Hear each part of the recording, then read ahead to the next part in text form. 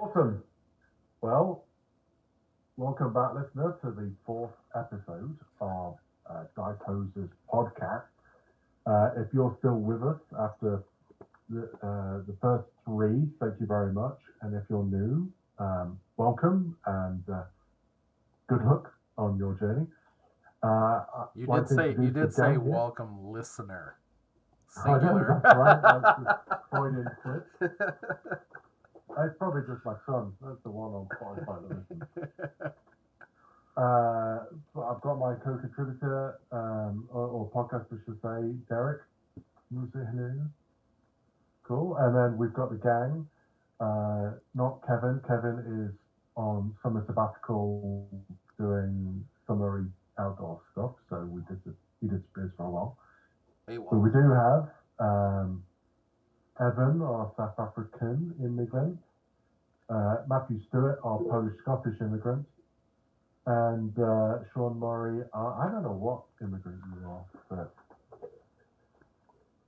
what are you? What's your family background? what are you? Well, from Niagara Falls. I'm that- about, Exactly, what are you? I'm half English, 25 Ukrainian, and 25 Italian. Well, yeah. So you Can't got you two tell? dads. Then. That's why I hold this paintbrush like this. That's good. Schools. Yeah, so hey, we've got an interesting agenda for this episode. Derek, why don't you just quickly lay out what we're going to be talking about? We're gonna talk about what we've been doing usually as we do hobby roundup type stuff. Gonna be doing events that are coming up that we're gonna be going to, and hoping to go to. Believe we're still talking about Victory at Sea. And then we're going to do our take on snipers and bolt action, bring it back to bolt action, or start it with bolt action before we go meandering off down the meadow. And then our regular wrap up, what we plan to do and everything else like that. So Yeah. Okay, perfect. So why don't we go into hobby roundup and see what these people have been up to? all right, big hobby roundup, the activities that we've been doing all week long. This week we know Sean's painting, so let's start with Sean, because it looks like I saw a 40K looked like Yeah. the shoulders of a 40K / Shatterpoint. That's right. I thought you were doing the shoulders of a Titan or something. No, this is some sort of Oh, that's the militarium, stropiarium or something. So I have an idea to make the skull flushers as a chapter, and I was going to get some sort of flushatorium, and I was thinking I could turn this into a flushatorium, and they just go around battlefields collecting skulls and putting them in the flushatorium. That's my idea, anyways. I don't know if we'll ever get to it, but I'm just painting this as a piece of terrain for the 40K games and Shatterpoint games that we play. nice. The flushatorium, is that a 40K word for toilet? It is now. I think it's a brand new word that's just been added to the official lexitorium. Don't think it's flashatorium your flashatorium device. Yeah. The So upgraded it's approved by version. them. That's right.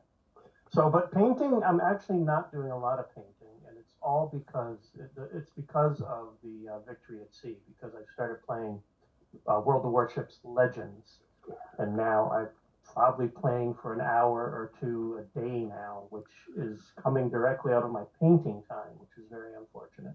Yes. Still getting some painting in, but it's scrimpings. It's not very much at all. But outside of that, just game wise, we're continuing to run that Dragonlance campaign with the crowd in Niagara Falls there that I meet with on Saturday nights. So that is chugging along. It'll be done in a few more months, and we can finally get back to homebrew stuff, because I hate store bought, but we just had to do it for nostalgia's sake. Playing BattleTech. I played a BattleTech game last Saturday because there's a tournament coming up. So next Saturday I've got Age of Sigmar, and then the one after that is BattleTech. So I'm playing some BattleTech to get ready for that. Shatterpoint. Did a Shatterpoint tournament. We played around with that amongst ourselves. Did an Age of Sigmar tournament in the last couple weeks. Both of those tournaments, I was in the middle of the pack. Nothing special. and yeah, just some Age of Sigmar games league-wise, but We think you're special, Sean. I don't actually care. That's why you're But special. thank you for appreciating me. That's great.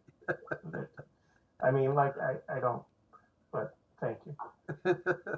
Left and speechless. That doesn't happen often. Matt, what have you been doing? Actually, not a lot because we were away for up to cottage for 2 weeks. That cut Nice. into a lot of hobby time. That's a But it was thing. great. Oh, Yeah, you didn't bring the hobby stuff with it you? was actual like outdoor physical hobbies, so it was good. A lot of time on the water. But before we went, I started doing some Victory at Sea. Started working on like what the Army list is for that, or the Navy list, 1,000 points. Yes. Was it? Yes. Yeah. So I started working on a 1,000-point Kriegsmarine.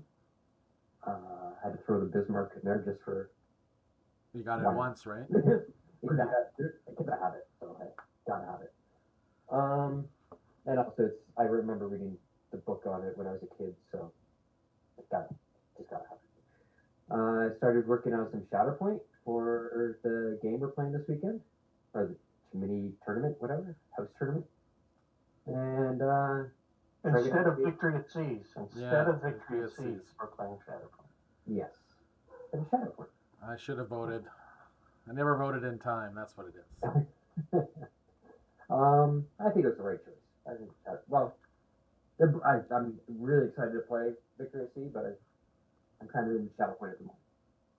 And then Craig and I did a total squirrel moment for Adepticon and changed what we're doing. Oh, I heard. went like squirrel on speed. You went from Russians in Stalingrad to insert here.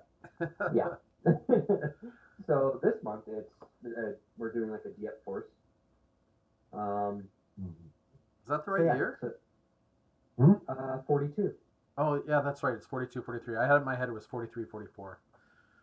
But, Oh, yeah, for the tournament. for the- yeah, it's 40. Yeah. so catching Well, up we the had tail. a complete scroll moment. I guess we were going back and forth about what list to do, and we cut off like what half the list we named. We're like, oh, Yeah. this one looks good. Oh, wait a sec, wrong year.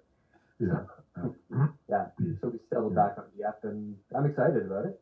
I'm good to do either. Like the Russians, I kind of like my tank force for that too, but I don't know. I think this will be fun. Well, we'll make room in the car for all the extra armies. Yeah. So yeah, What's your display mode going to be? Half a fish tank with a little sea. with everything sunk, yeah. Yeah, actually that's one thing. Craig sent me a great video of a Soviet tank in a pond or a lake or something, and just gave us ideas for trying to do the tanks coming up onto the beach. So Yeah. that'll be interesting. Nice. There's a I can't remember. There's a YouTube channel I'll put it in the show notes. This guy does amazing work with resin and models, blowing up submarines and bringing That's tanks that onto the water. Japanese guy. Yes. It's like ridiculous. Yeah. And he films it and makes it look like he did it overnight because the filming he stopped and it's insane the amount of Anyways, I'll send it to you. I'll put it in show notes if nobody else has seen it too. Yeah. Better make a note of that because I keep forgetting what I'm going to put in the show notes. That doesn't need drink. Yeah. So I think I've seen stuff like that, but I don't know if it's the same guy, so I'd love to see it. Evan, what have you been doing now that you're fully moved in? So I started assembling the Canadian Bolt Action Force, and then my Shatterpoint arrived, a total squirrel moment, and so now I'm assembling Shatterpoint. Hopefully have it enough assembled for Sunday for games. Well, we've all got something assembled, so we can get through that. Oh, I've got a funny thing to add. Evan just reminded me about. What's that? So we all got those pieces of terrain. They're like they're with the peel off coating, and then it reveals underneath what it actually looks like. Oh, the micro art stuff. Yeah, I assembled 2 of those things before I realized you had peel off, and then it would reveal underneath what it was. So I built the Normandy Cafe, and then I tore it apart, and then I built it again. And then I managed to somehow rescue the walls that I built after. Because I was putting together the Normandy Cafe and I was going, it looks like there's something on the wall. That's weird. I wonder how I'm going to paint this. And then some of these things have texture and some don't. I don't understand what's going on. And then I got it together. And then I was like, what is that? Do I like coat it with a varnish to make it show? So I was reading the instruction and it says, peel all the stuff off before assembly. I'm like, oh. Typical guy. Instructions? Instructions? What are instructions? That's all. Typical IT guy, just like me. Looks good if you peel the stuff off though. Looks really good. Yep. They are nice buildings. They are. Yeah. I think they're worth the money. For myself, I picked up the Jedi Hunter Squad for Shatterpoint. Oh, okay. More I good, thought you said that you were collecting these. more good guys. I just wanted some more good Oh, guys. okay. So I don't know if I'm gonna bring them, but I started painting them, which is I'm just hoping to get more paint on stuff. Work has been nuts lately, and I don't paint very That's fast good. at the best of times. So, but I've had some early mornings and late nights at the shop. So yeah, it's been nice that way. Played a game of Victory at Sea with Sean a couple of weeks ago, which was really nice because I think that's the first only miniature game I played in probably almost all of July, but it was fun, learning experience, but interesting game, really fun. Other than that, I was disappointed that that other Shatterpoint release, the Mother Tazlon, was delayed because I was really looking forward to playing them this weekend, getting out, playing with the good guys. Other than that, I got my order in from Warlord to start putting together some more Americans and a German list that I'd started a while ago, and before I realized that Germans really are overcosted and suck. But with the new book Tough Gut, now that that's out, we can. It looks like they've got some really good stuff to bring them more into line competitively with other lists. So that was kind of nice. So looking forward to putting that together and getting that on the table. So Falls from the Sky stuff. Oh, it's all going to be Fall from the Sky stuff. They're great. They are. They look good. And yeah, that, and I'm gonna, and I don't want to segue yet, but I'll talk about it later. Craig, what have you been up to? Well, a few things. So one was went to a tournament with Sean, went to a Bolt Action. Oh my god, that's a big class. Cheers. Nice. That's why you're special. Yeah, so I went to a Bolt Action tournament at Critical Hit Games with Sean, Bolt Action. It was good. Came third in that one. And then went to then one at Sister Minis with Evan and came first. I took that one. So, Nice. which was good. First time with Bolt Action I've done. Now, to be honest, I was cheating in that I was using my British list. Asterix. Yeah. You do get good free stuff with British. So, Oh, now your free stuff's going to cost you what, 15 more points or 20 more points? well, I technically have 200 free points. Yeah, no, I meant the observer, the new Tough Gut observer. Oh, right. Yeah. So now your free observer is not so free. Well, I don't know. It's worth I did have to points. point out Yeah. to Craig at the end of the last game that the tournament, the score for objectives, there are 4 objectives on the table, so you can't say you won 4-1 because that adds to 5. That's like, it was a long day. It was a long day, but it was good. It was fun. There was really good players. One army I faced, which I don't really face Americans very often, but I was I can't remember the chap's name now, but he had American Rangers, which was really good. That game ended up being a draw. Trot. But the other two, I played Soviets, I think it was, in the first round. Won that one, and then in the third round, did he have now? Oh, I can't remember what he has now, but I've played him a couple of times. Robert, his name is. I've played him a couple of times and I've lost. Robert was fielding his Italians at that tournament. That's right, he had Italians. So you Oh, went to the win. mission was not in his favour. So it worked for me, but not for him. Yeah. But yeah, no, it was good. It was a good day and good bolt action in there. And then, of course, just prepping for our Shatterpoint Diatosa mini steak and beer Shatterpoint Sunday. And then we'll talk about what's coming up after that. But bolt action is on my radar. So you guys have been to a few more bolt action tournaments. Has there a nationality that you see more than others? British. Yeah. Well,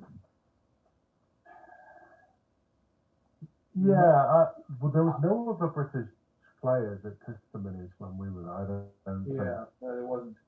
There was definitely. There was a there critical hit. were two Soviets. I'm trying to remember now. I know there were multiple Soviets. There weren't. I don't know how many Germans there were. There were two US. Those that sort of genre of lists. But I think a lot of the guys it's like a starter box plus a bit of tweaking. Okay.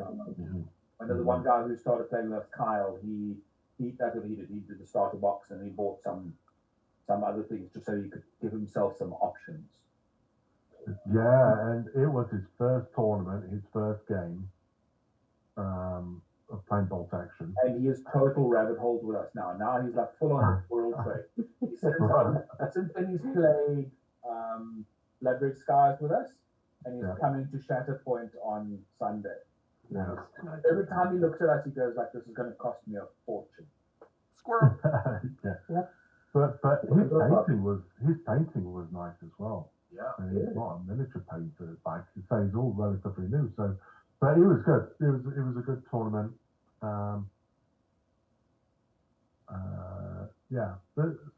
Some other stuff.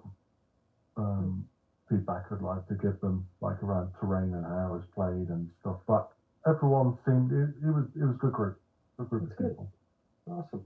There was some South African dude there that was kind of just pushing people around and doing stuff. But Those South Africans, they're always like that. I know, right? Oh man. I'm so Absolutely. small and tiny, it's ridiculous. I could barely be seen. That's what she said. Oh. Right? Well, Kevin isn't here. Somebody's got to say it. Yeah. Right, so that sounds like everyone's hobby for what we've done in the last month. And then we move over to the events calendar, what we got happening in the next little while. Oh, we got let's see, we got Prelude to War, Critical Hit on the 26th. That's the one you guys are talking about. And then coming up, we have Well, that 26, that was, so we're not going to that one because we did Critical Hit not long ago. Yeah. And so we're going to go to the one on the 27th. Which is Kriegspiel. Kriegspiel, and that's you, me, and Evan are going to that one.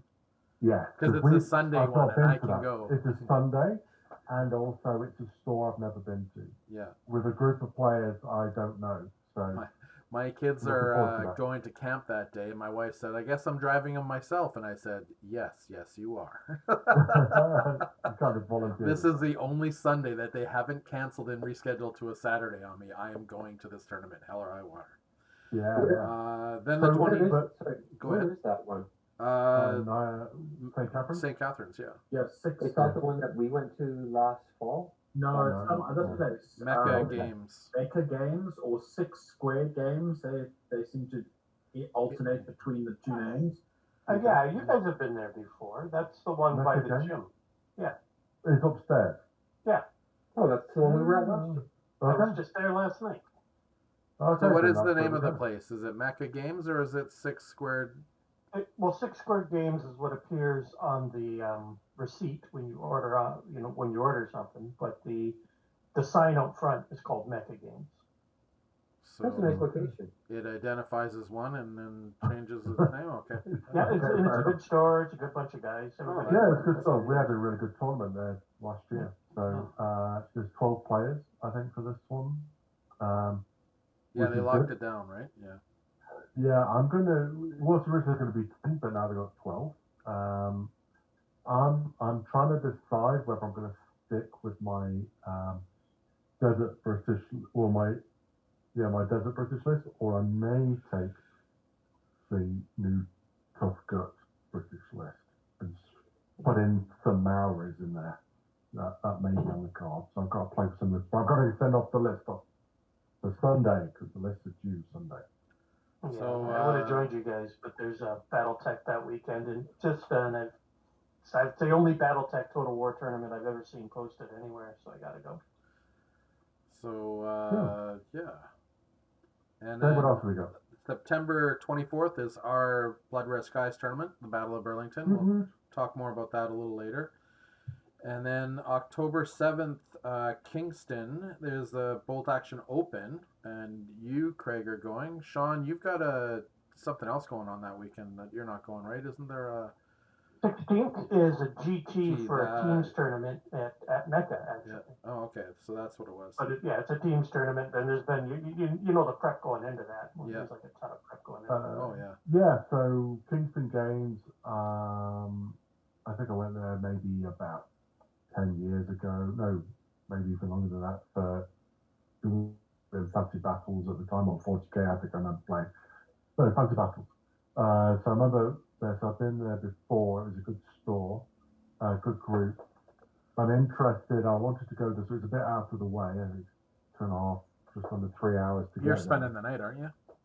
I'm spending the night. Yeah, I found a hotel. Gonna crash, and then in the morning, the day after, I'm gonna probably go and have a look around Kingston because I've never actually done it. And there's the military college there and the Fort Kingston or whatever the name of it is. But so I'm going to do that. But I'm interested in it because one, I was supposed to have gone to the Canadian tournament. Yeah. That was being held in Ottawa this year, but for family reasons couldn't go. So at Kingston Gaming is quite a few of the guys that would have been there. So I wanted to go out that way, meet up with the East Ontario, meet up with them, get to know them, say hi, have some games. And the other cool thing is they're using the Juggernaut podcast format, which I would love to try. Something that we'll talk about with testimonies in the future, but the Juggernaut gaming pack is quite a good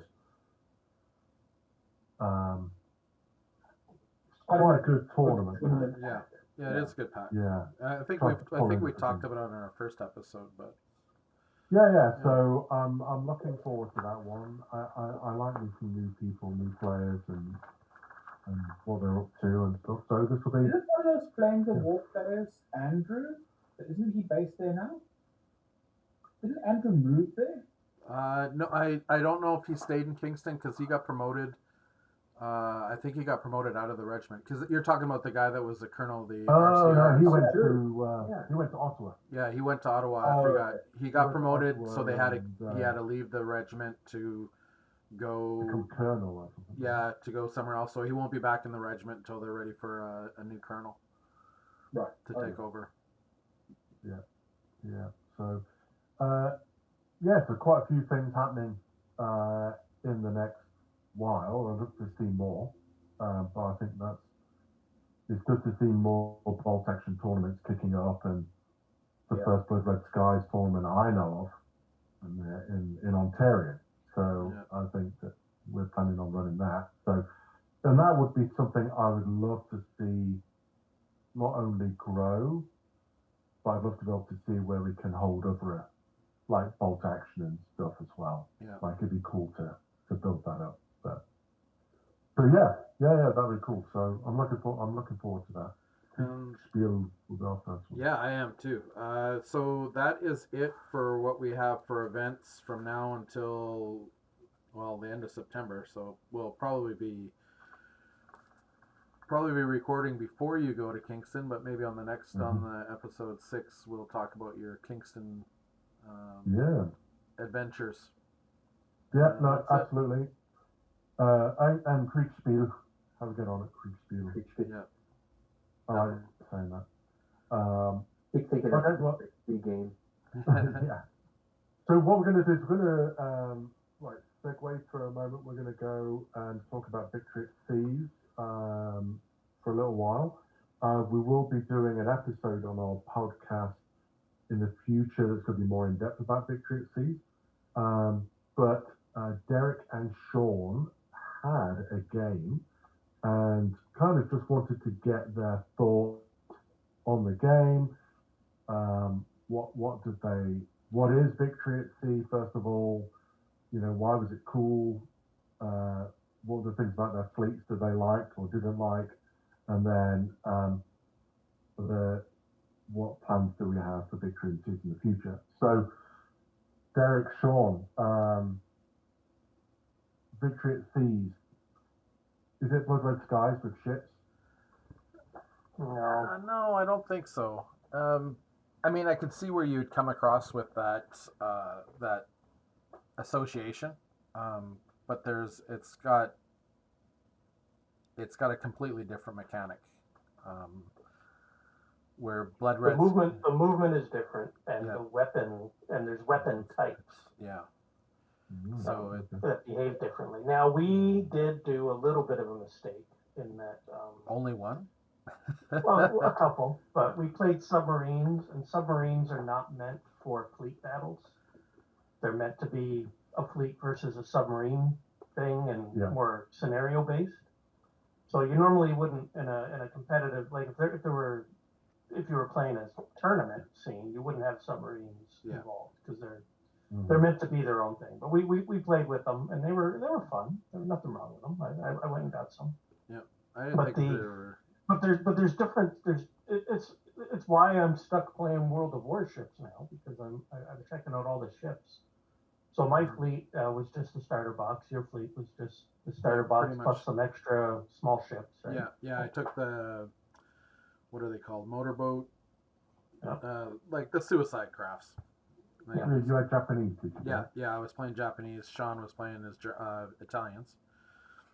Yeah, and we learned how aircraft carriers work, which is Yeah. great because we looked at the price, and we thought we had to buy the planes, and we're like, well, that's the most ridiculous cost we've ever seen. What's the sense of playing? And I remember reading somewhere that it was free, but I couldn't find it. So we both just went, well, I guess you got to pay for it. Maybe I was just thinking in my head while I was reading the rules that they should be free, because they definitely should be, and it turns out that they were. But Yeah, planes are not a big deal, no. and they're interesting, and you can do anti-plane tech.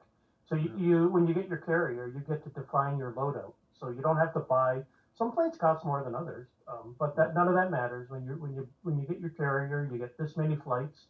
Pick them. Whatever can go on a carrier, you can pick. Yeah. You can buy extra, and they're apparently flying to meet you, but which the Italians get a negative on. Yep, because they've got a What they can Someone doesn't like Italian. Yeah. Right. That's right. So that's right. All the Italian rules are negatives. There's no positives in this game. Yeah. So the planes are good because now you can send some out to attack and you can send some out to protect them, and then there can be dog fights happening in the middle, and then it's all about angling and planning out where you're going to go, and the movement is restrictive enough that you have to see where you're going to be in a few turns and imagine where the other guy's going to be in a few turns. It is very And much then- a chess match. And it's still a dice game. You're still Yeah. trying to roll sixes. Right? So all your weapons are port or starboard, left or right, front. They've all got an arc of fire. Generally, the battleships fire to the front and then to the left, or the front and then to the right. So depending on your which way you're pointing towards your enemy, you might get the full broadside. You might only get a portion of your shots. That's where the movement really comes into play, which is it's nice to have another game where movement matters. Yeah. and it is very chess like. You really got to think, where do I think Sean's gonna go? Oh, he didn't go there, and now I'm basically ass end to him or weak side to him. You don't really have the shots that you want. They do move a little quicker than I expected. Like when I saw the board when we were deployed across from each other, and then you think the average speed was what, between 5 and 7 inches. Yeah. You think that the table is 3 feet, so 7 It's inches. a 6x4. It's supposed to be a 6x4. table. Yeah, but we played. We did play on a 6x4. Sorry. So once like you're 4 feet across from each other, you move in 7 inches. You think I'm never gonna get there, but I then think it was a Sigmar table, so I think it was 5x44. oh maybe okay, but we still got there pretty quick, like quicker than I expected. Like all of a sudden we were in range. First move, we weren't really in range to do anything. Next move, all of a sudden your long range shots are coming in, and then you do have some weapons that are better at long range, some that are worse at long We range. were ignoring the max distance you can shoot without a spotter too, Yes. because you can't shoot your full distance unless there's a spotter, because it's over the horizon, Horizon, right? yeah. The horizon is out there about, Yeah. I think it's 20 inches or Yeah. maybe 30 inches. That's So- where the horizon is. But when we really started to fire, though, we were pretty much in the 18 to 20 inch range. So when we really got into Yeah. it, Did you feel that there was a difference between a carrier, Oh, God. Oh, yeah. a cruiser, oh yeah, frigate? and stuff? carrier's got no shots. Like your carrier, you want to leave him going north south, or sorry, east west on the back of the board edge, because you just want him to get rid of his planes, and you don't And want you to get don't want to shot. play Italians because they get a negative on the roll to land on planes.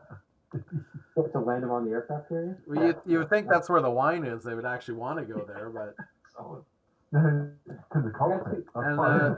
it's sorry, I meant to say this. I think the scale is 1 to 1800.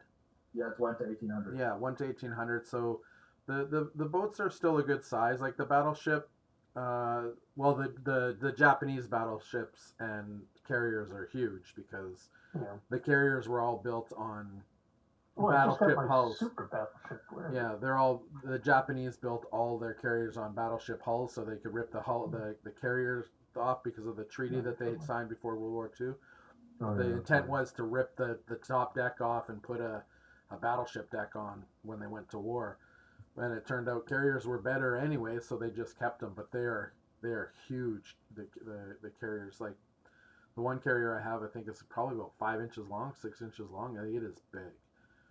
I just picked up that Italian battleship, the big one, the Vittorio, Ventri, or Veneto, Yeah. or whatever it is. But it's huge. It's like this long.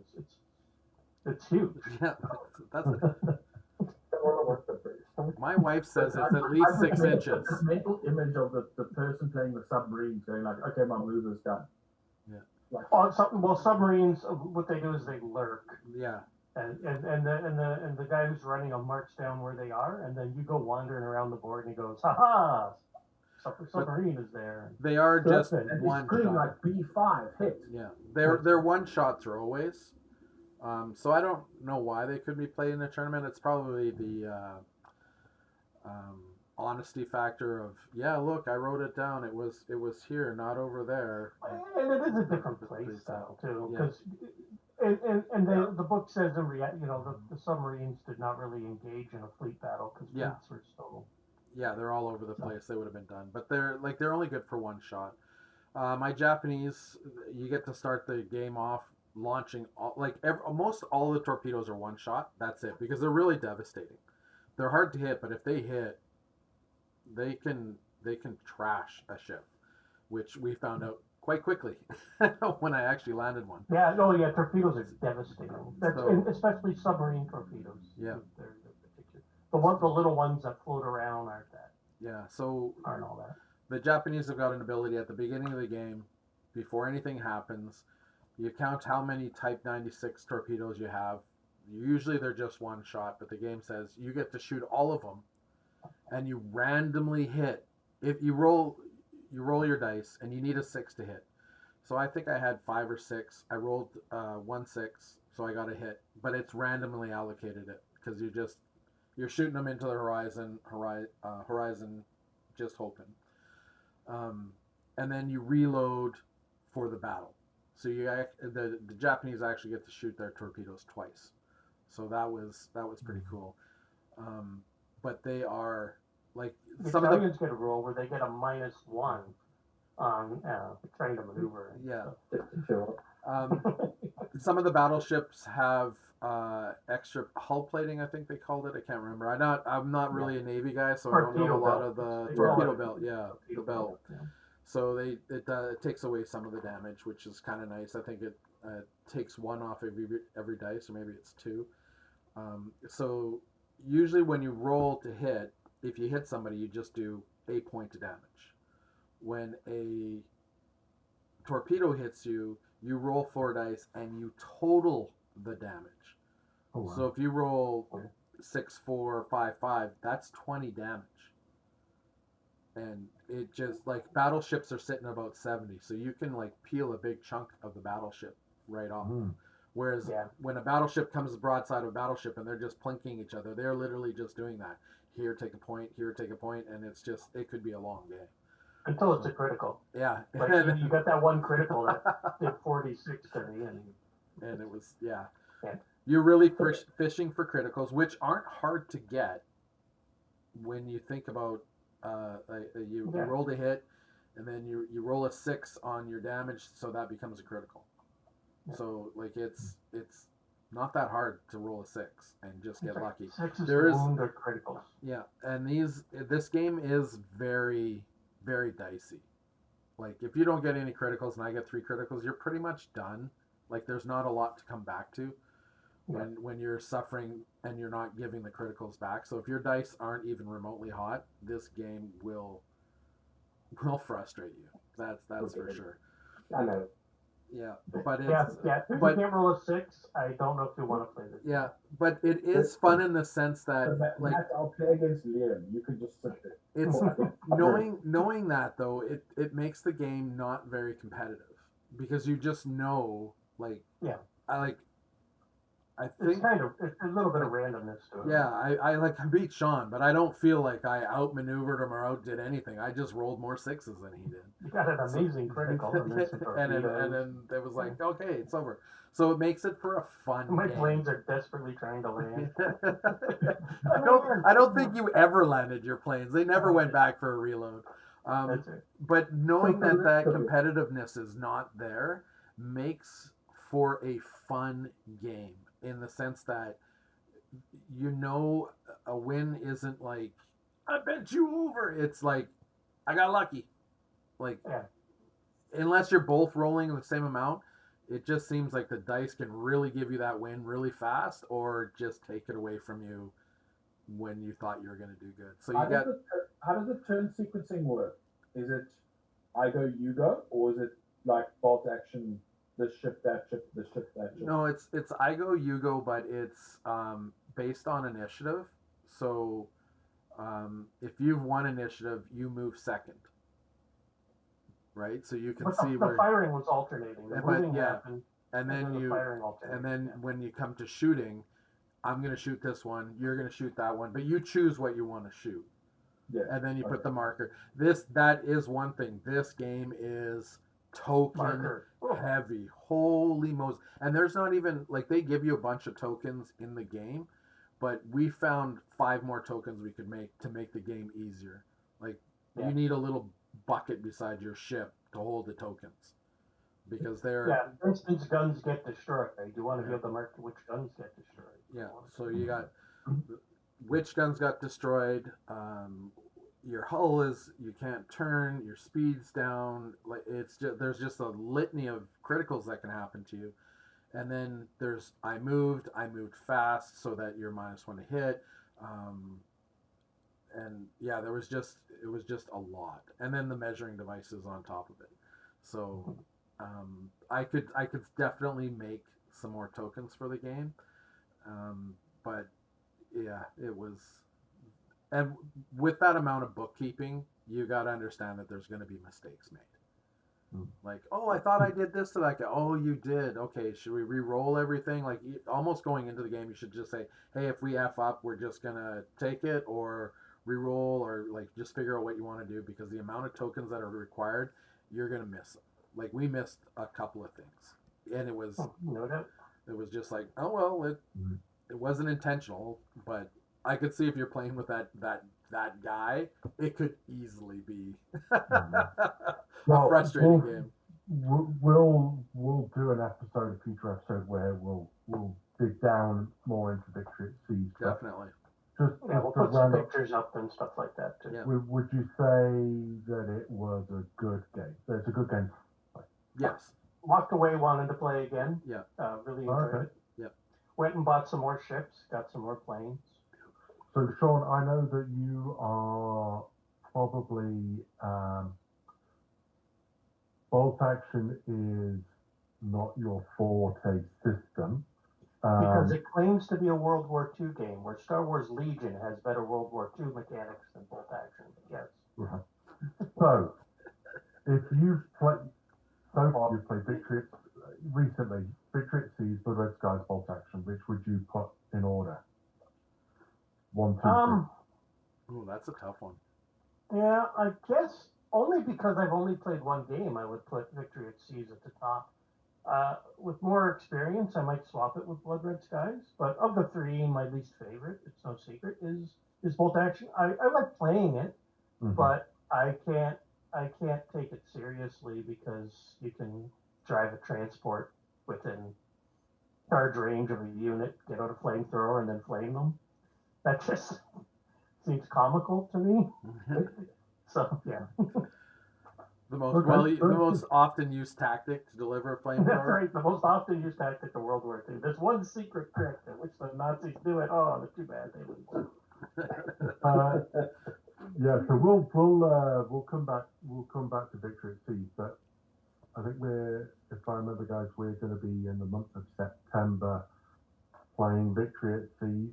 That's kind of our month to do some focusing on it, and then I think we talked, Derek, you and I had talked briefly with Andrew of Chicago Dice Yes. about an idea. We were talking about like an Iron Man, Iron Woman, Warlord Games event I that we think Yeah. do at Adepticon. third one.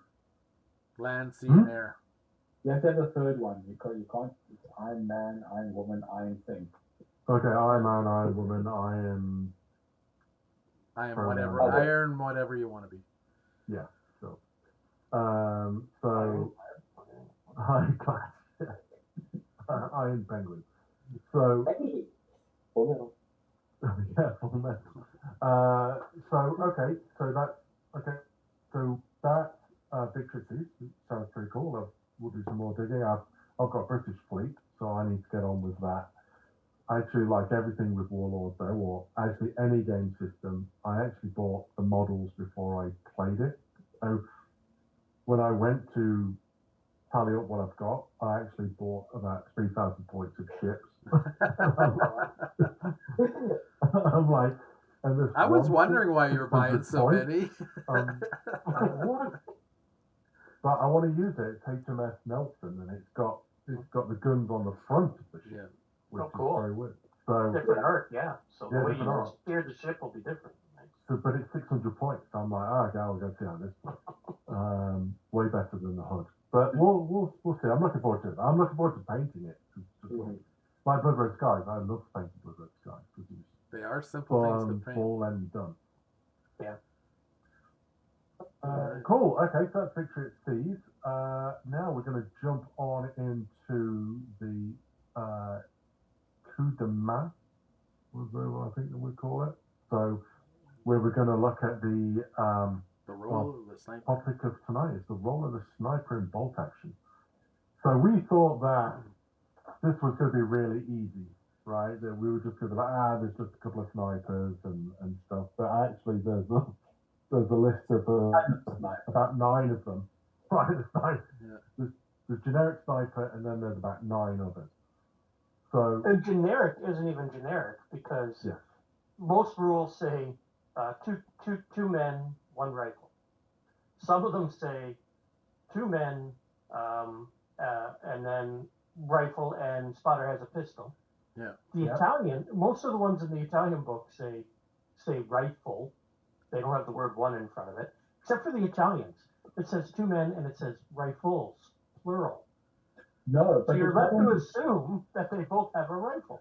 no, Yeah, the Italians are worse because in the French, the Western Desert book, the Italians have the sniper has a rifle and a pistol, and it says the spotter has a pistol. Oh, so okay, but in the other book it says just rifles, and the our Axis armies of the Axis allies or whatever it is. Well, let's rein it back in and let's start with what does a sniper do? A regular Okay. sniper is 50 points. Veterans are Support team. 65 generally. Yeah. They have the ability to shoot out to 36. So they they're get support to team. choose. Yeah. No, I was doing the long range first. Yeah. So they Okay, can sorry, they can do exceptional damage they hit on a 3+ no matter what unless they're pinned, in which case the pins will make it harder to hit.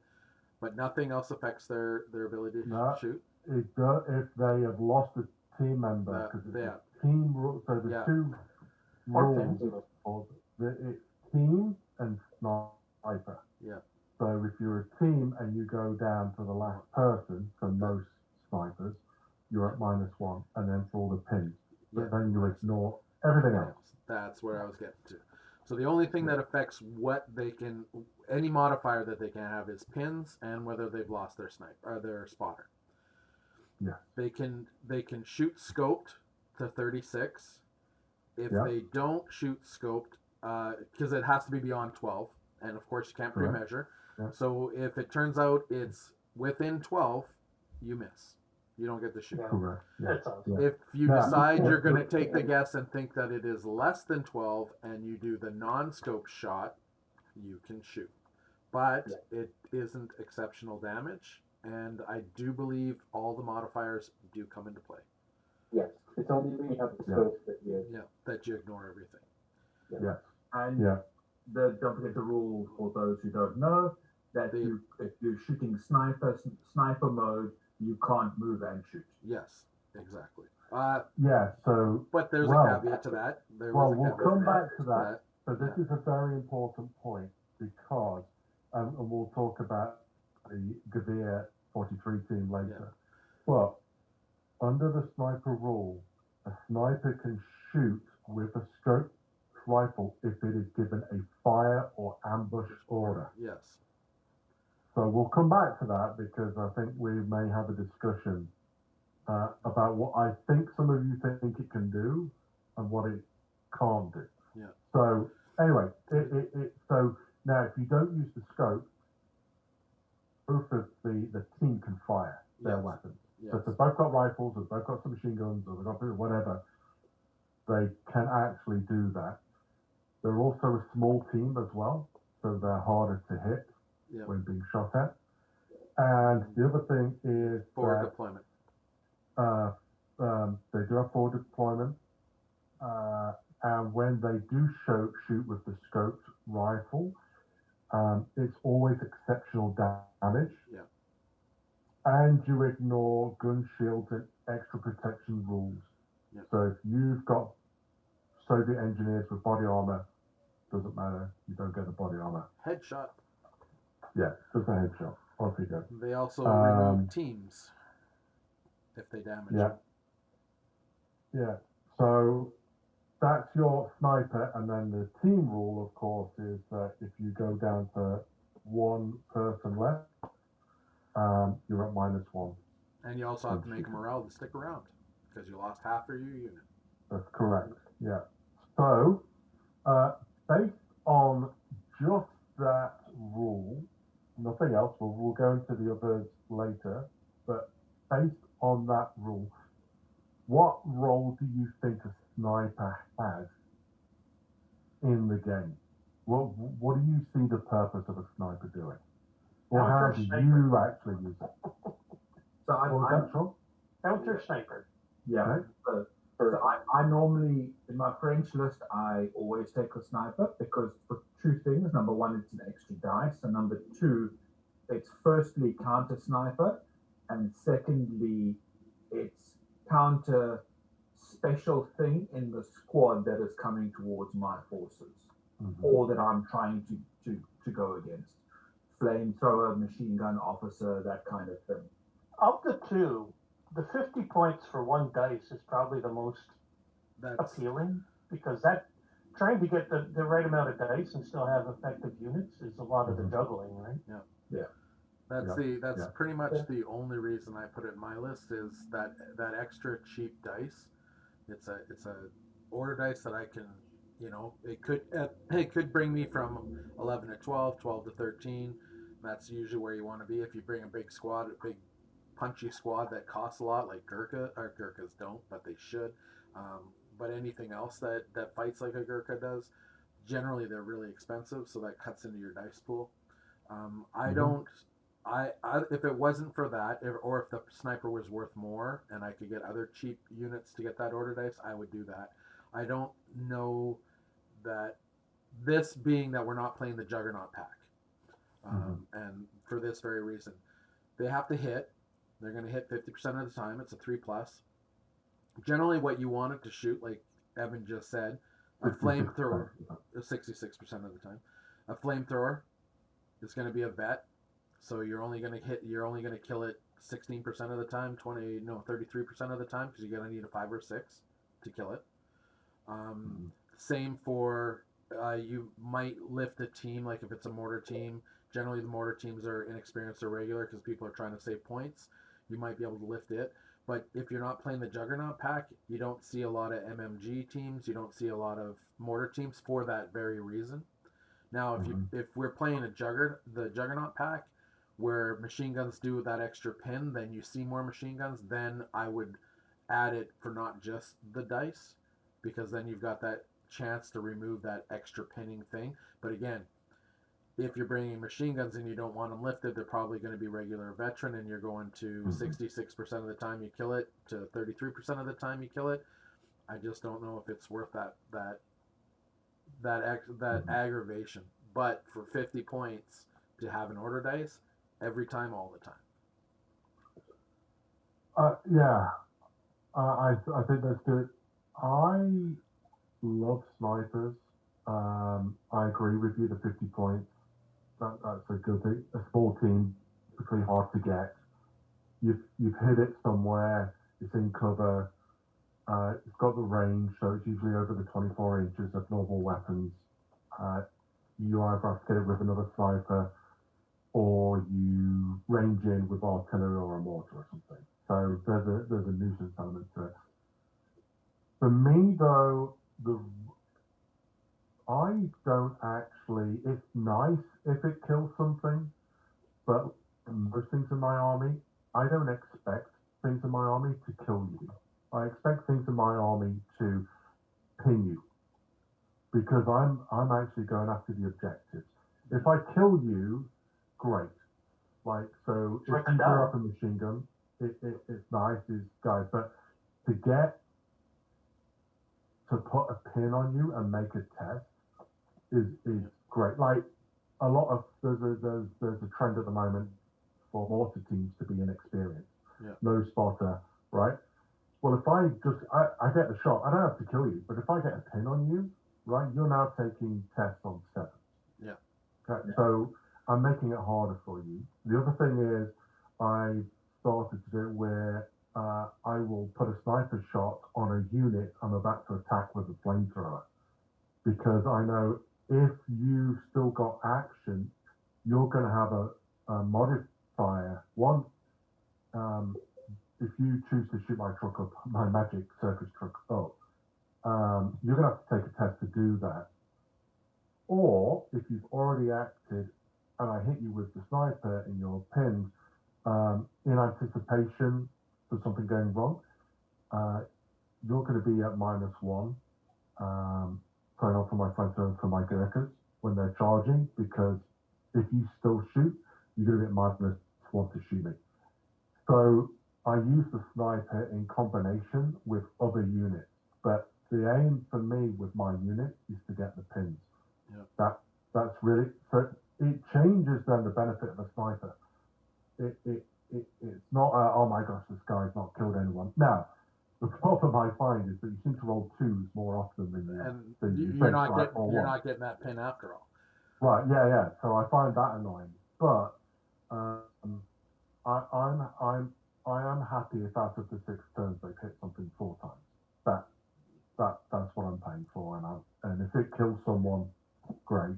But typically, the pin is what I'm after because it's letting me set up something. But else. after 6 turns, if it shot something 4 times, you're better than 50%. That should make you happy.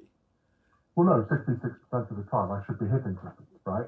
Yeah, but Because I'm on 3. Yeah, you're on 3s, So, and there's now, 6. but to Yeah, kill something, then the odds drop. But to hit, I it's should be hitting you 66% of the time. okay. So we bring up the inexperienced mortar. If Yeah. he gets the first dice, and he drops it on you, Mhm. he needs a 6. Granted, it's not going to happen. Yeah. But are you going to stay there and hope you get the 3 to lift him, or are you going to move? I'll take the shot. Take the shot? Because I would take the shot, one, in the chance you're going to be pinned anyway, so you're going to have to take steps on a 7. The Because it's chance just of you 3s getting followed that- by 3s to remove an inexperienced. Sorry? It's just 3s followed by 3s to remove an inexperienced. Yeah. So So- the chances of me killing you is pretty good, but Yeah. worst case, I'm going to pin you and make it hard for you to take a test before you can even come back and shoot me. Yeah.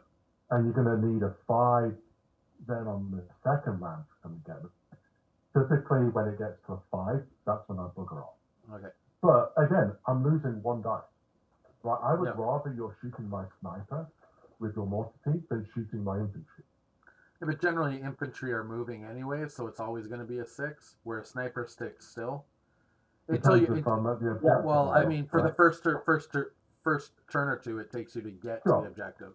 Yeah, but, Yeah. but in Craig's example, so sniper takes a shot, mortar fires in, needs a 6 to hit. Next turn they're going to need a 5. Craig gets a shot, does a pin on them, they're going to have to pass an order test and then get the 5. Yeah.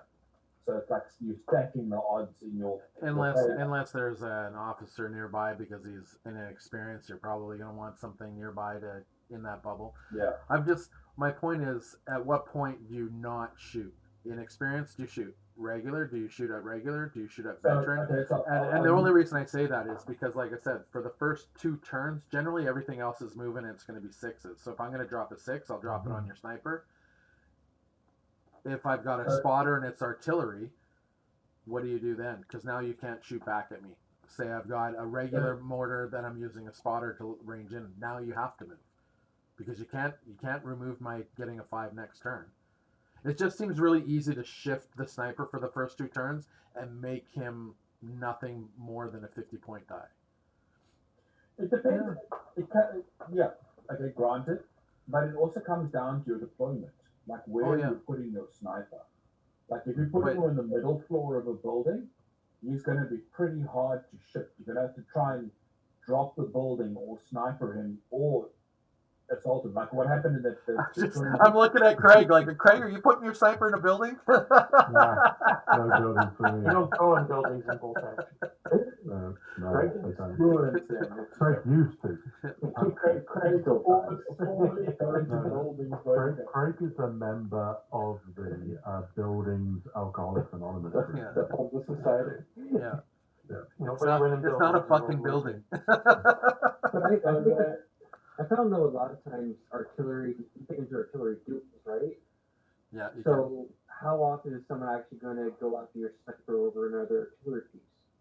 So like Craig's saying, if they're going after my sniper versus my other mortar or medium howitzer or something, great. Because then my artillery can go after their infantry.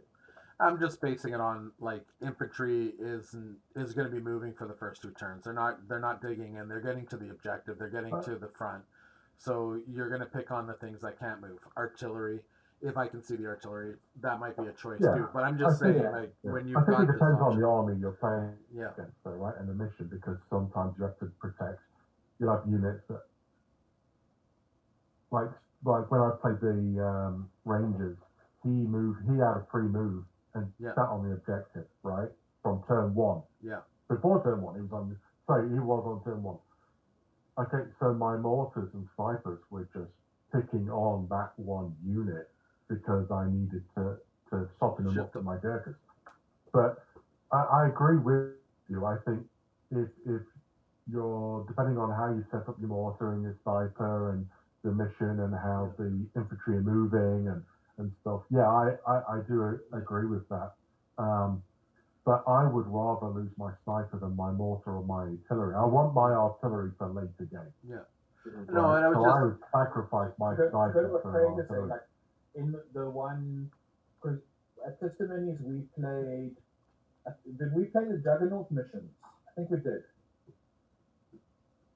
Yeah. Yeah. I think so, So the second game, there are 3 objectives diagonally across the table. So I knew, like my French, I've got the 2 units in the VDB armored cars. They're going to outflank and come on much later and go and sort out their other opponent's objective.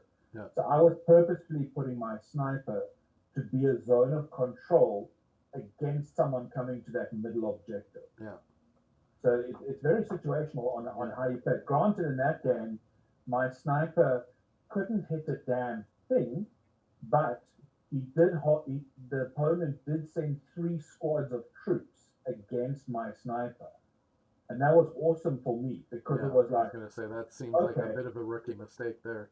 yeah, my sniper's, I'm just going to keep running away diagonally the other way across the table. And I think after 3 rounds of trying to catch him, eventually shot him with a tank Yeah. or something stupid.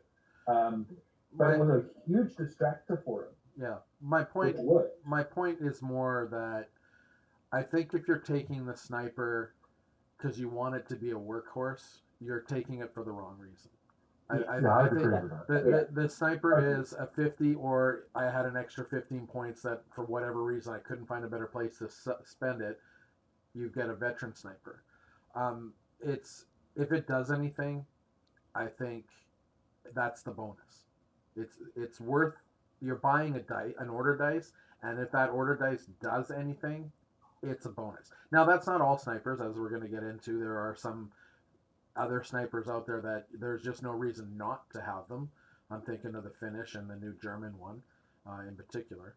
Like you're just the new German one, you get a chance for a second shot. That's even worth the points to bump it up to veteran because it's better chance. And the Finnish with the Masters of the Hunt, they hit on 2+ out of ambush, so you should never be shooting. You should always be putting it on ambush and just waiting for them to move a target of opportunity. Mhm. Like first dice out of the bag, sniper on ambush. If you haven't already put, the other units that have Master of the Hunt into ambush. Mhm. But that's just Yeah. those are Yeah. two. Like the Soviets have yeah. the 5-man team. I think it's too expensive. They have to shoot at the same target.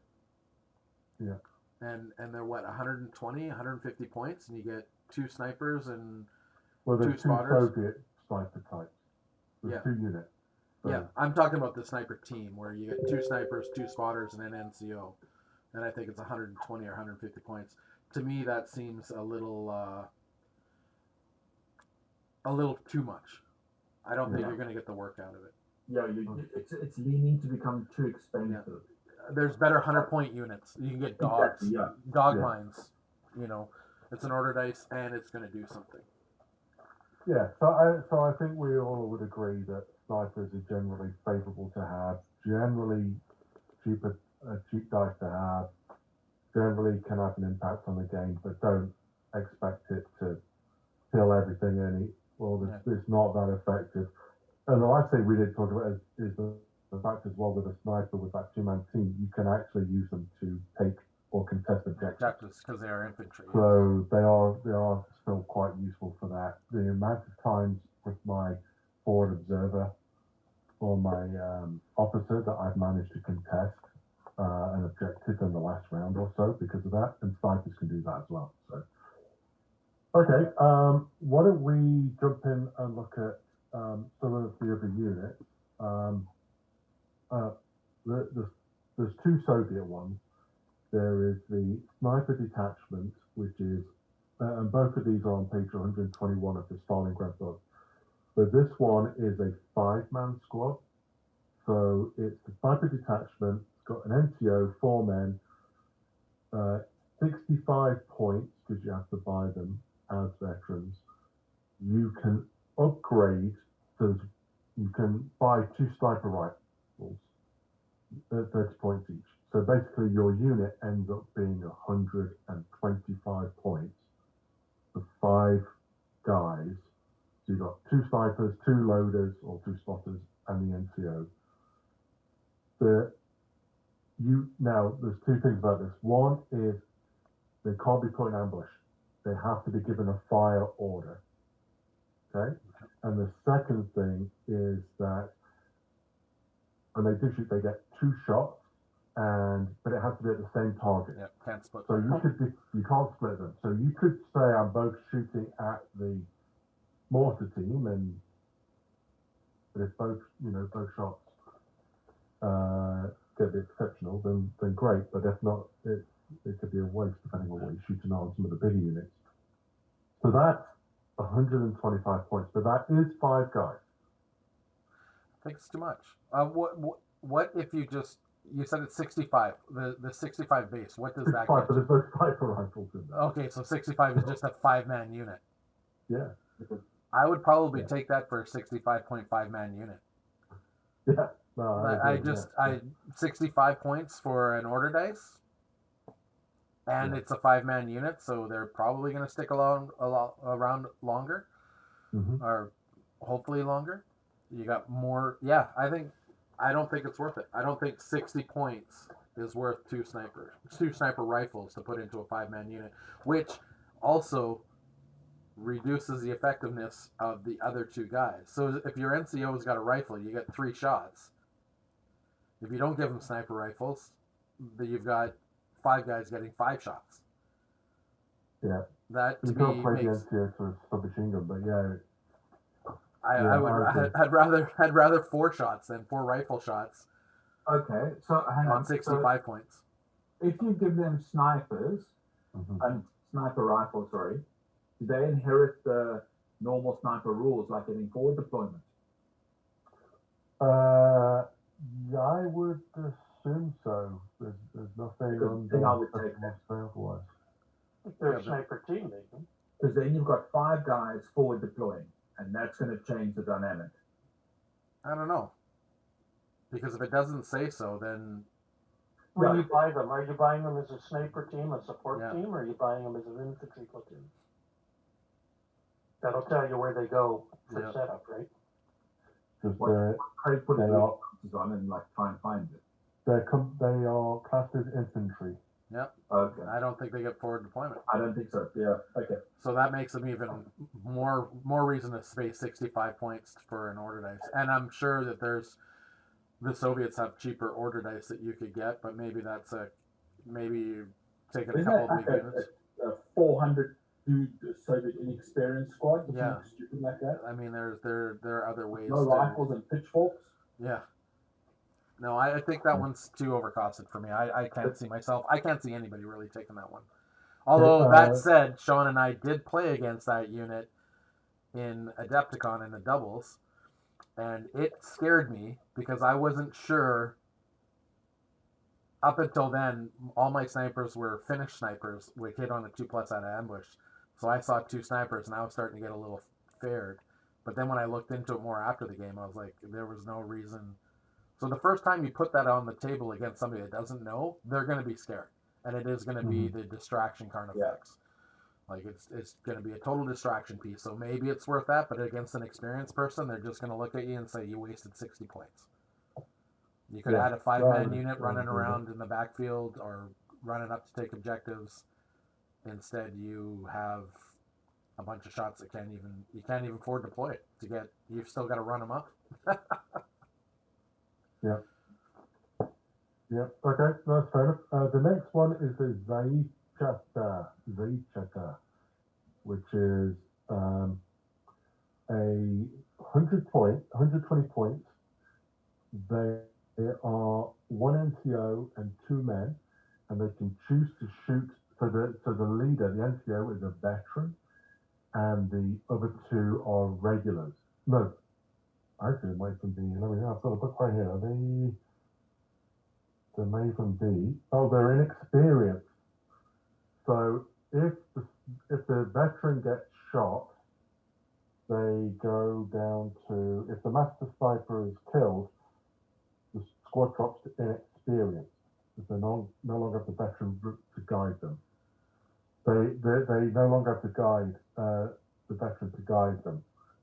So, but if the two inexperienced are killed, the two Zaitata are killed, then the NCO becomes veteran. But if I'm trying to out-sniper your sniper, naturally I'm going to choose the other dude, and the two inexperienced guys are like in the Dwayne. Yeah. And all three have sniper rifles, but you have to decide who's shooting, the veteran or the two inexperienced. And how many points is this? 120 points. What? And they class as infantry. So the unit is no. is regular, but they're made up of a veteran and two inexperienced. So you're doing math. You're doing so 2 inexperienced plus a veteran equals a regular. That's like bolt action math, yeah. So you're going to get one shot with your veteran before you're shot at with counter sniper, and you're going to be left with 2 inexperienced. The inexperience doesn't really come into play unless you're taking damage. They're going to shoot at the same ability that the veteran does. So you're basically paying 120 points to get another sniper and a half in your platoon. And I say and a half because if you kill the veteran and then you take one of the inexperienced, the other guy's going to run. Because you're looking at probably 2 pins, or at least 1 pin on him, and he's inexperienced. You've lost half your team, you're gone. He's going to run.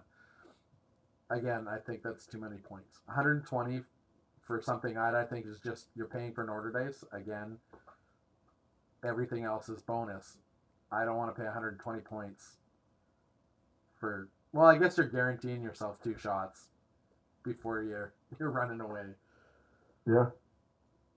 Whereas the regular guy might not run away that you're shooting back at.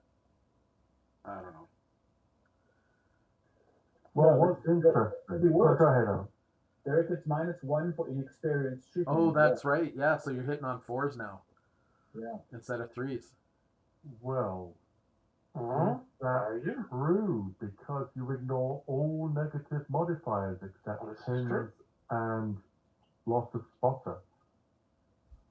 So I would argue that if you are using your scope, it's unmodified. But if you chose to use your rifles or pistols or whatever, well, apparently they just have sniper rifles. But if you're not using the scope for shooting, you're just using it as a normal rifle, then you would be at -1. I would have to read the inexperienced rules to see how that applies. No, you can't modify that rule with anything but pins. It's under the sniper. Oh, is it? Is it? I haven't. Yep. I read it this afternoon, but I didn't recall it. So what's interesting though is under both of these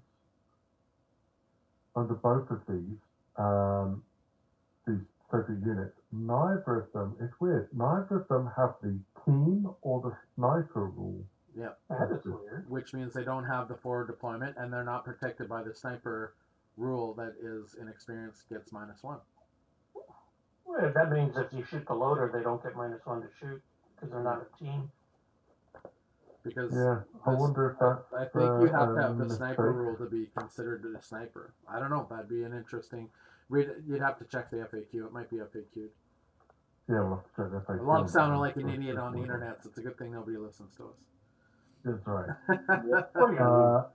I'm all about making comments in the comment section. Did you know Governor Simcoe was one of our first snipers? Because he was put in charge of the Rangers during the War of Independence. I know the Green Jackets didn't show up until about 1807, but that doesn't matter. Those Rangers probably had snipers. Maybe they were muskets, maybe they were better. Governor Simcoe, first sniper. Done. There you go. Nice. Yay, Simcoe. I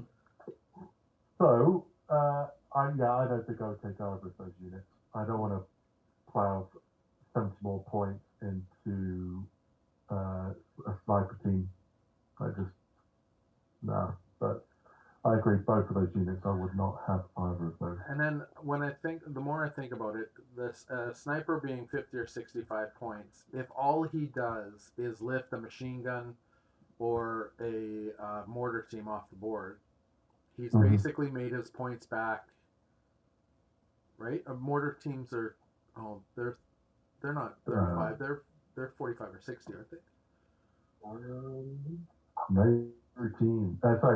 Medium mortar German is 50 points for a regular, 65 for a Yeah, veteran. so the same. They're just removing their same pointage, Yeah. basically. Yeah. So I agree. Okay, so that's the two Soviets, which we wouldn't take. What about the new one, the Gavir 43? So its pricing structure is different, though, isn't it?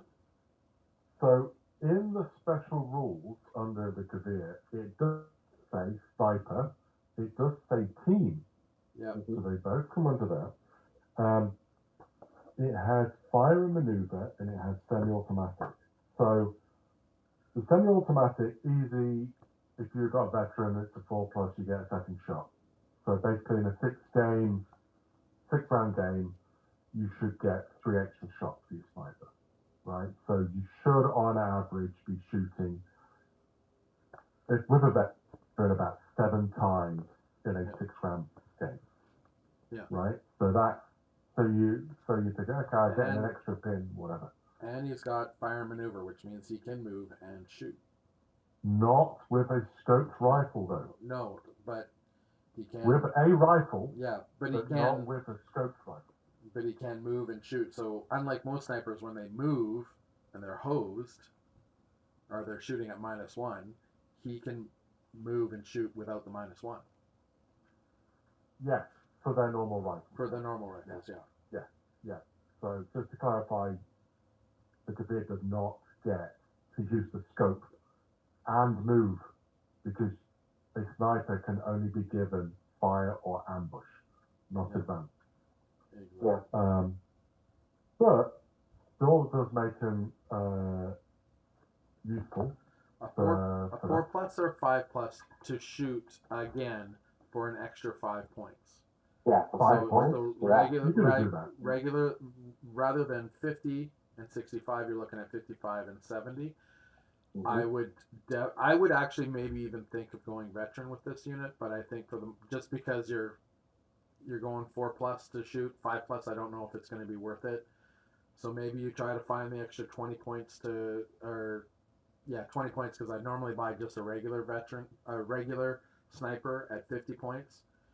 The extra shooting rule is going to cost me another 5 points, and making him veteran so he actually pulls it off with some regularity at a 4+ instead of a 5+. I think I would find 75 points for this guy, just because you've got that second chance of killing whatever you're going. One of the biggest drawbacks, I think, is it may be exceptional damage, but you've still got to get a 5+ to kill a veteran, 4+ to kill a regular. That doesn't happen very often, or it doesn't happen with the regularity that a 3+ does for inexperienced. Yeah. So when you're going after that flamethrower, this guy's probably going to get it, or he's got a way better chance of getting it than anybody else does. Mm-hmm. Yeah. But that's without putting them on the table to see whether my dice decide that 4+ is worth it. Yeah, I definitely with Germans would take Gavir. And this would be the first time that I would actually I would find the points for veteran. Yeah. So this isn't for me, when I started making a list for this thing, it wasn't a matter of finding the points for it. That was the first unit I picked. It's there. Yeah. It's an outtake for me. So, agreed. So, I know Evan has to jump off in about 10 minutes, but so why don't you talk us through one of the ciphers that you would choose that you're familiar with, whether that's Australian, Free French, or Canadian Scout type team? The French have got 2 possible sniper options. So the one is in the French book, which is the one I play. So it's a normal sniper, 2 dudes, you can upgrade them.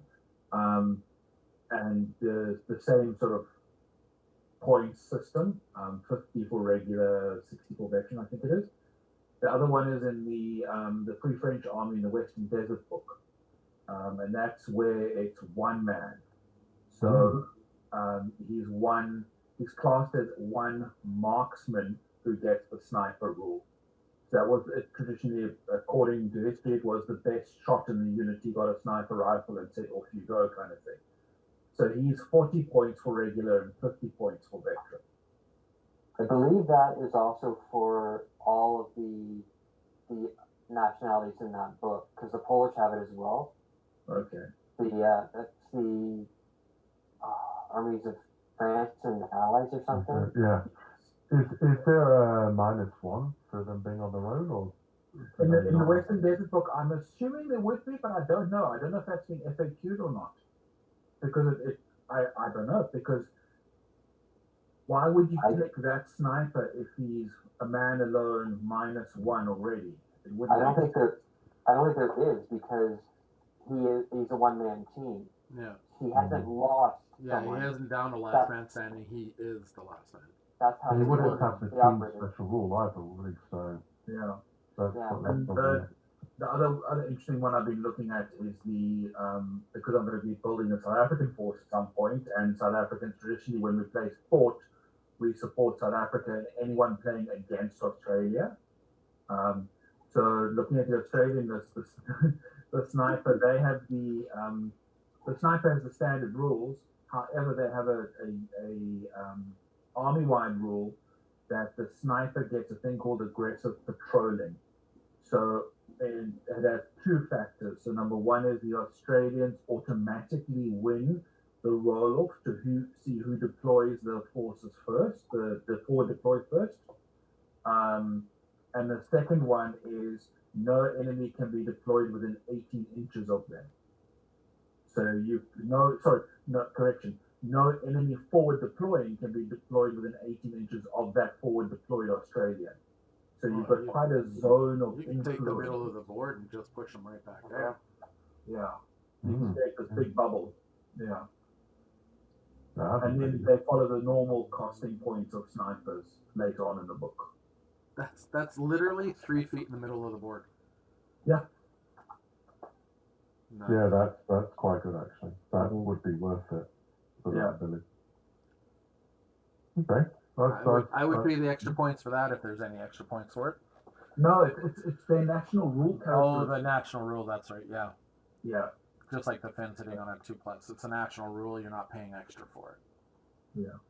So, and then the other one that I was looking at for the Canadians when I eventually get around to painting them is the third one is the Canadian Scout Snipers. So they are it's a 2-man squad, costs 69 points. You can only take them veteran. The sniper has a Really good rifle. point cost. That's a good point cost. Yeah. Sniper has a rifle and a pistol. Spotter has a pistol. Spotter can take a submachine gun for 2 points. No, that's a bad number. They get team weapon, sniper, behind enemy lines, and recon troops. And what does that do? The unit will spot enemy units at 18 inches, hidden enemy unit at 18 inches versus the normal 12 inches. And behind enemy lines again? Is that I forgot that one. Hold on. that is your -1 flanking? Or flanking, was that one? I'm trying to remember what that rule was. I like them for the fact that they feel like snipers. Like the sneaking around and the spotting. I remember there's that famous picture, the Canadian picture with the two snipers that are going down the street. One's got I don't know what it's called, but the bandana over their heads and it's like backwards with the other guy behind him and they're just kind of against the wall walking down the street. Yeah. Or scurrying down the street. So yeah, I think in my commandos list I've got a sniper as well. So while you're looking up for that, Derek, Finns. Yeah. You talk about Master of the Hunt. Master of the Hunt is the ability that gives the Finns +1 to shoot when shooting out of ambush. And basically, pretty much every unit that has a rifle can use it, but not all units. And the Kaperkauki have it, and there's another unit, and it's escaping me right now, and that was the one that I can't pronounce, even worse. But the snipers also get it, which I think I found out in the third game of playing the Finns that, hey, the sniper has Masters of the Hunt, which I found was awesome because now you got a 50-point order die that you can put on ambush like any other one, but you're hitting on a 2+. Because it's not a negative modifier, it's a positive modifier. So it allows you to shoot at 2+. So, and I've played against you guys with it. It is a really great rule, and it is. I have never put an army on ambush as much as I did with the Finns because it just didn't make sense. You just walk, just ambush, just everything ambush. Wait for somebody to move in front of you so you get a +1 to hit instead of hitting it. Why would I want to hit on 3s when I can hit on 2s? And it makes my opponent, as you guys know, really think of what order they want to move things. Because if I have something on ambush in front of them, they should have moved it already. Because now when they step out, I'm going to shoot them in the open. I'm not going to shoot them when they're behind the cover. I get to choose when I shoot. If I haven't put it on and you pulled a dice and I've got one on ambush and one that's ready to go on ambush but not on ambush yet, you kind of have to move that unit now. Because if I get my ambush out, then I will be shooting you. You know what I mean? So it really messes with your opponent's the order that they have to move in, because the last thing your opponent wants is to receive a pin as they're about to shoot you, and now they're at -1 to hit. So I'm hitting you on 2s, you're hitting me on 4s. Whether I got cover or not, anything else and you started off at 3s, but now you've moved. So I think Master of the Hunt is one of the best rules in the game. I'd say I can't think of anything else that gives you a plus to hit with as much regularity as that does. Yeah, that's fantastic. So don't think lines is that you get you don't suffer the -1 penalty for outflanking. Yeah. Right, yeah. I don't know why you're outflanking with a sniper. I don't know, yeah. It seems Because weird. they're scout snipers. I mean, traditionally their role was to cause mayhem. So But you're wasting turns. Yeah, I get it in real life. I get it in real life. But in the game, I'm not sure I would play them like that. well, when you outflank, you can't come in before turn 3. So Exactly. you've already lost 2 rounds of shooting, and potentially a third, because if you do come on in the third, on your third turn, you're only shooting rifle, you're not shooting scoped. So you've lost that shot as a sniper. Now you've only got turns 4, 5, and 6 to snipe, and that's if when you come on, you're where you need to be. Yeah.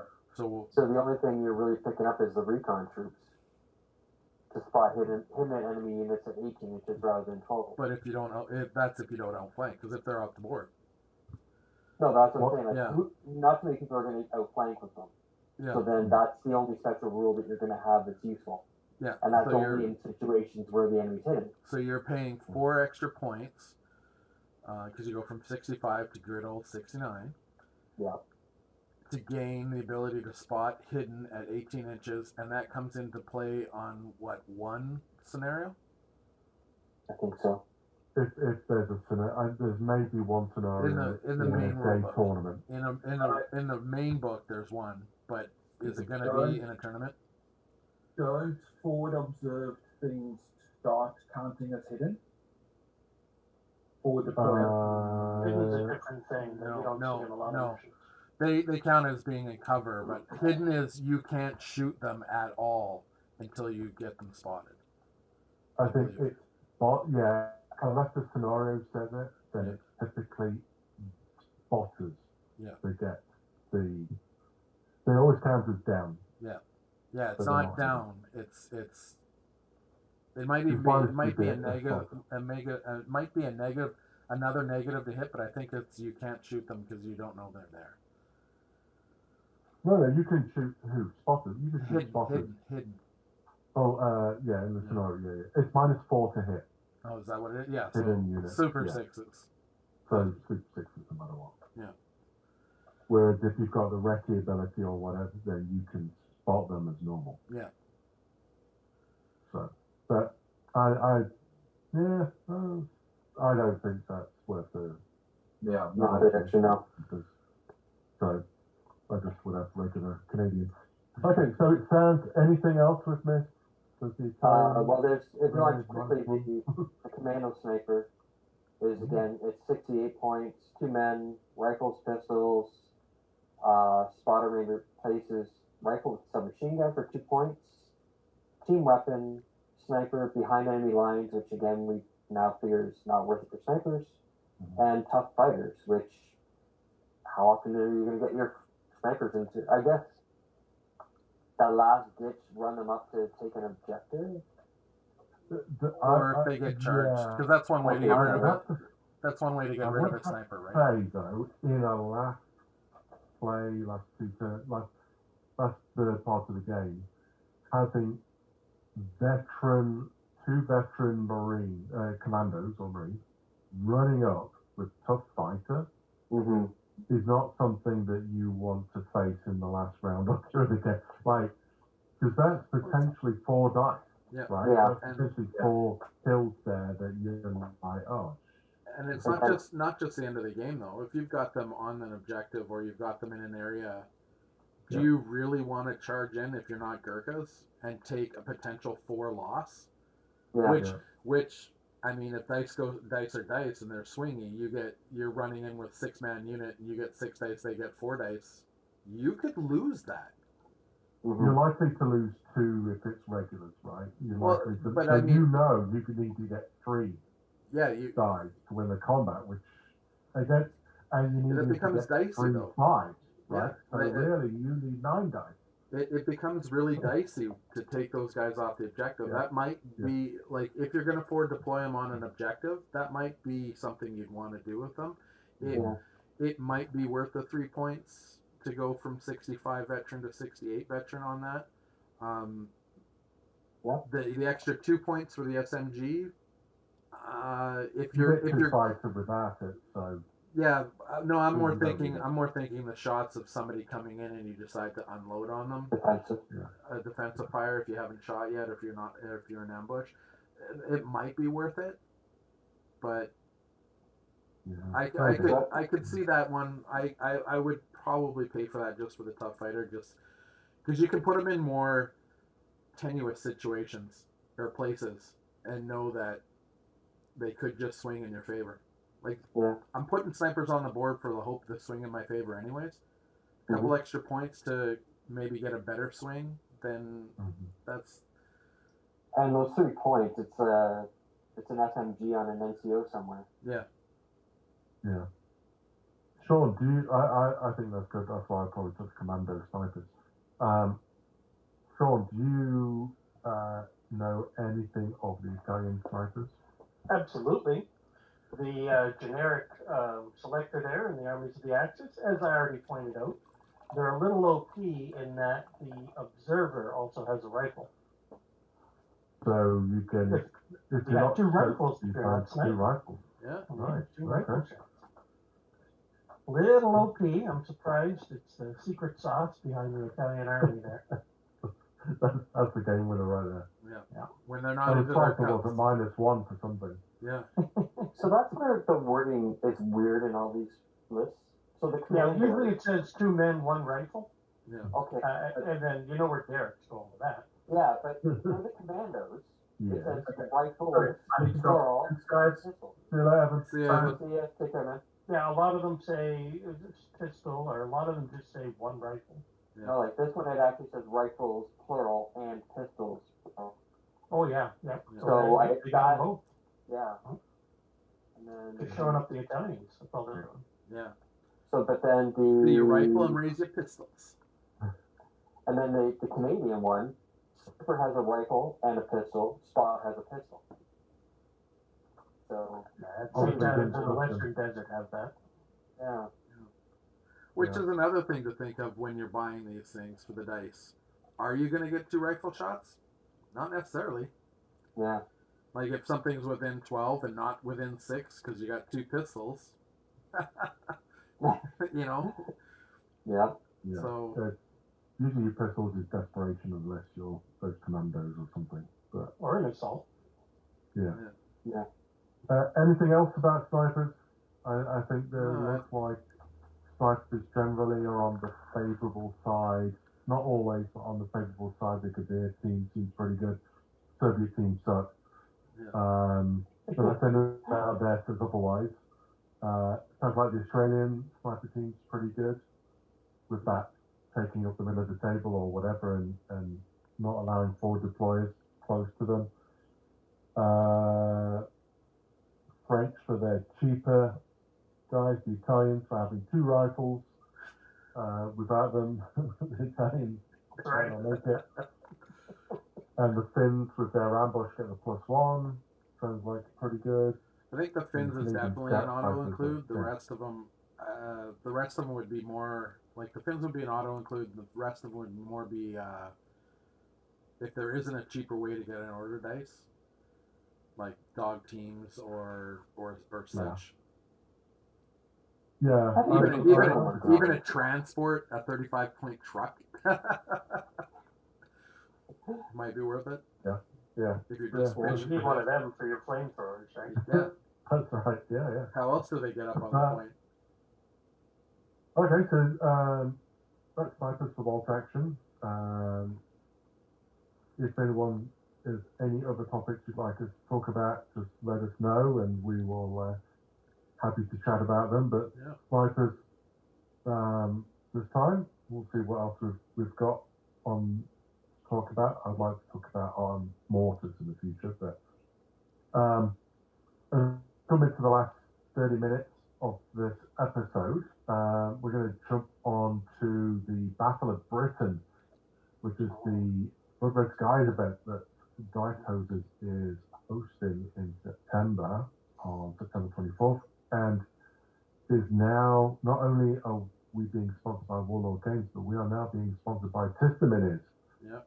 just providing prize support for first, second, and third place, which is pretty Awesome. sweet. Yep.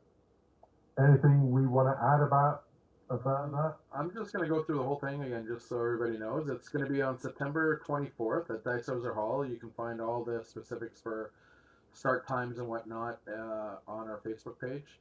We're using Lead Pursuits tournament rules, 500 points, 8 tables, 16 players, of which we're already 50% sold out. Tickets are $20. Goes towards the cost of the hall, the prizes, which we've got a bunch already. I think we've posted the pictures of some of the prizes up. We'll do that. We're gonna hopefully get some pizza and beer, and it is, if you want to learn to play, it's that kind of tournament. It's a new player, veteran player tournament. We're gonna be supporting everybody. There will be a wooden spoon for Matt. Actually, Matt's not bad. Okay. They're still dice. They're still dice. We're still dice, but it seems to do better than average for this guy. Yeah. Yeah. Gotta roll 6s. Yeah, that's all you have to do. Roll 6s. Yeah. So yeah, like you said, we got the prize support from Warlord that showed up. We've got some more from Tista-Mini. So for a 16-player event, it looks like we've got a good amount of stuff to hand out to people, which is awesome. So I guess that covers that. Really looking forward to that. It's going to be my first TO event in a long time. So if you want to win, I like not beer, anything else with alcohol. I guess we're going to go on. Probably small. If weed's legal in Canada, if you've got a favorite brand. So yeah, that about covers the Blood Red Skies event, Dice Hosers Hall. I don't know if Anne-Marie knows that we've officially named her building. Well, I'm sneaking in and painting on the wall, so. I'll help. Well, you need somebody to Sleep on the blame. couch, though? Yeah, you need somebody to blame. I don't have to sleep on the couch. Yeah. So I guess going into this, it's what we have planned coming up: painting, games, any events that we're all doing. Matt, you're on call, so you can't come to the Mecca Games, which is unfortunate. I think the date of that one, but yeah, it's the next Sunday. I think the next couple ones I'm on call. Oh. It sucks because we're short-handed, so I can't even trade off with anyone at the moment. Oh, that sucks. Yeah. You got anything you're working on painting? Any games you got set up? Well, 3 things that I'm working on. So bolt action, I gotta finish building Canadians for BF, so that we can start getting some practice games in with them, and then start painting them. Kriegsmarine for Victory at Sea, because I really want to start playing that. And Shatterpoint for Star Wars. Nice. Those are the 3.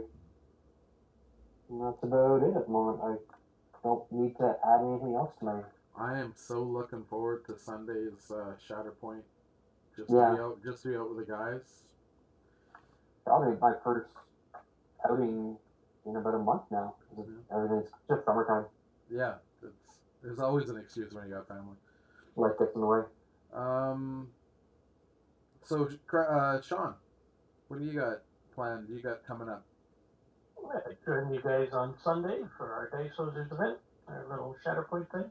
Nice. Then the following Saturday, I'm at Torchlight for an Age of Sigmar. Going to be practicing my team list for that GT in September. Nice.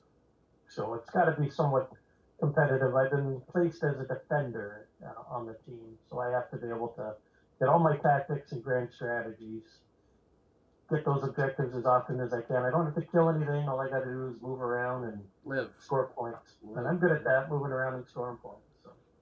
And then the very next day, I'm at Battletech tournament at Vista. Like I said, it's the only Battletech Total War tournament. Torchlight's done some alpha, and I see Lords of War has got some Battletech stuff posted now too. Yeah. This is the only Total War one, which it takes longer to play, so I'm interested to see how they're going to do it. You're going to have to tell me how that works out, because that's the one where you take all the record keeping of, like... That's right. You have the full sheet with all the armor and all the internal bits that blow up and things. And those are going to make for some long games. The week after that, there's a tournament in Welland I'm going to, Age of Sigmar. Then there was one at Black Knight the following week, but I was going to skip that because I have to get some time in on that D&D campaign that we play in the falls, and I'm missing a couple because of all these far away games. I can do it when I'm playing in St. Catharines, but other than that, it's hard to get the D&D game in on the same night. Yeah. And tomorrow actually I'm playing Star Wars Armada. We it's a dead game. They don't produce the game anymore, but we've always wanted to play it. So last weekend, my buddy and I went and bought a whole bunch online because we had the starter box, but not a lot much else. So I got a shit ton of that, man. I wish I'd known. Maybe I would have been able. I can't go tomorrow night and this year on Saturday. Guarantee that. But right. You wanna show somebody how to play? I've got a whole whack. Well, I'm gonna learn tomorrow. I've got some videos to finish watching. Yeah. Then I'll be at Star Wars Armada noob, and I'll be able to work my way through a game, and then we can start a game out. Sounds good. Craig, you're working on your DF list as well? Not yet. So, okay, let me created 2 lists. So, I created my 700 point Adepticon list to go with Matt. So I've got my commando list, which is very small. There's not many veterans you could fit in 700 points. So we've got that. Then I've also created a 1,000 point list because I painted for the doubles last year. I painted 700 point Germans, and now I'm stuck with 700 point Germans. Right. So unless we play 700 points again, or I'm prepared to pay an extra 300 points. So what I want to do is paint a 1,000 point list and have extra people left over. And it's what I did with my British. I actually painted except for my Gurkhas, I painted full-size 10-man units, even though I might only use 5, because any time I can play with the number around. So I'm going to do that with the commandos. So in October, that's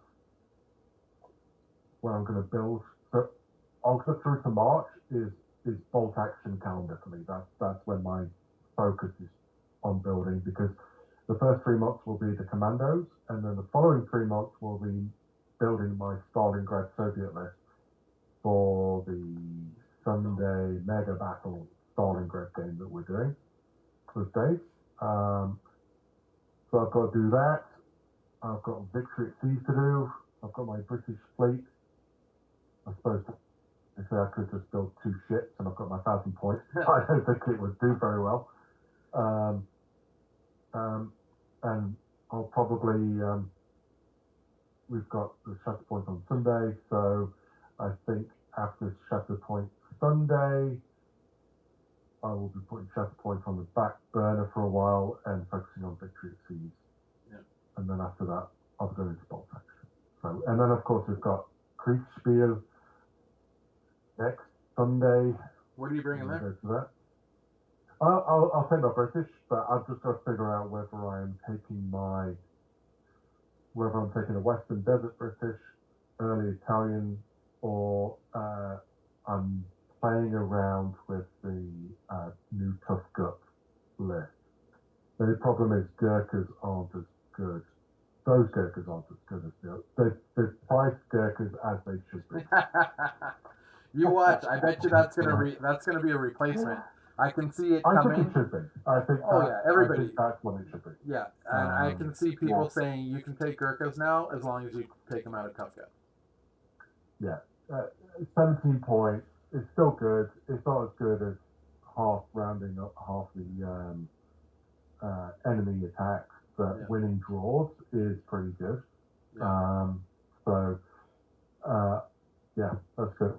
I might do that, but then also I might stick some Maoris in there because they're pretty sweet as well. All right. Yeah, so I think there's a lot happening. All right. So with that, I guess we'll say adieu to everybody. Next episode will be after our Blood Red Skies event, hopefully. Should be about a month from now. We're really close to I'm it. sorry, can you say that again? What did you say? The Blood Red Skies event. No, before that. Hopefully it'll be after. Before that. That's it. Adieu. Adieu. Adieu. Adieu. We're Canadian. We got to throw a French word in every once in a while. We're going to do the post event for Kriegsspiel and any other events that we're going to. And we're going to discuss thoughts on list building. What people, how you start your list. What you think of if you go with a theme, if you're just going for points, or you're going for whatever. How do you decide you're going into making your list and what's going to go with Start it? with 3 platoons of Gurkhas. Yeah. I thought you make start sure with Italian sniper. Yeah. That's why I have the extra rifle. 3 platoons of Gurkha Paras that were raised in New Zealand. So you have your Maori Gurkha paratroopers. Right. So that's what we'll be doing next time. So with that, I will say goodbye. And Sean? Adieu. Bonsoir. Yeah. Au revoir. All right, Craig, why don't you take us out? Bonne nuit. Okay. Well, thanks very much for listening to this episode. I hope you like it, and go to our Facebook page, visit our website, dicehoses.com, and let us know what you think. And we'll also be lucky to get onto Discord at some time soon as well. So feedback's great. Love you. See you later. Roll those sixes. Recording. Have a good one, guys. Hey guys, Future Derek here. Just wanted to point out that the Finnish snipers actually have 2 rules that I was getting confused. One is Master of the Hunt, the other is Trained Huntsman. I was kind of using them a little interchangeably, and before anybody gets upset, I just thought I would correct myself. Trained Huntsman is the +1 to shoot when shooting from ambush. Master of the Hunt is you can advance, and then if you do not shoot, you can immediately go into ambush.